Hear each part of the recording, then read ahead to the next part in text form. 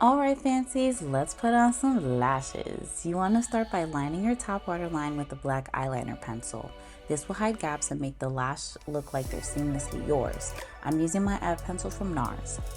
This is when you'll create your wing eyeliner. I like liquid, however to showcase how close we'll get to the lash line with our falsies, I'm opting out for demonstration purposes. These are my favorite eyelashes in a pack right now. However, it's best to choose lashes with a thin or almost invisible seam. However, I know it's more cost effective to buy packs versus a single set, so I'm showcasing these. I suggest taking them off of the tray with a tweezer, being careful to get close to the band as possible and slowly peel it off. Now, if they're too wide for your eye, measure and trim at the ends. Never at the beginning of the lash, always at the end. Now you want to mold the lash by curving them downwards like so.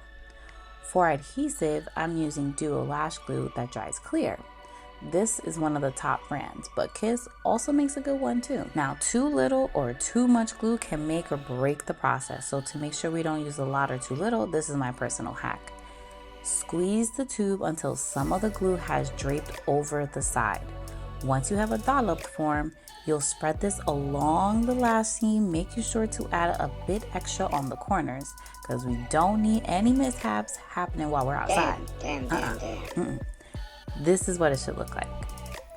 Let this get tacky by waiting about 45 seconds to a minute. Once that time has passed, we are ready for application. Tweezers are and will be your best friend. However, make sure to handle with caution as you don't want to poke your eyes, sis. Let's not do that.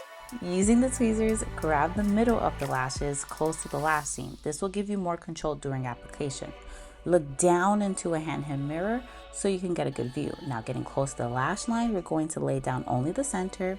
Next, you want to attach the outer corner, making sure you get slightly underneath the fold of the lid. Then secure the inner corner, getting as close to the lash line as possible. Using your fingers or tweezers, go along the lashes and press your lashes and the falsies together so they can blend. Once done and the glue has completely dried, add mascara to the base of your own lashes to seal everything in. Here is the final result, and here are the results with a full beat, girl. Yes, you did it! Oh. Don't forget, practice makes perfect. Keep going at it, keep trying. You'll get it, sis, I promise you. Keep watching this video till you do. Thanks for watching. Bye.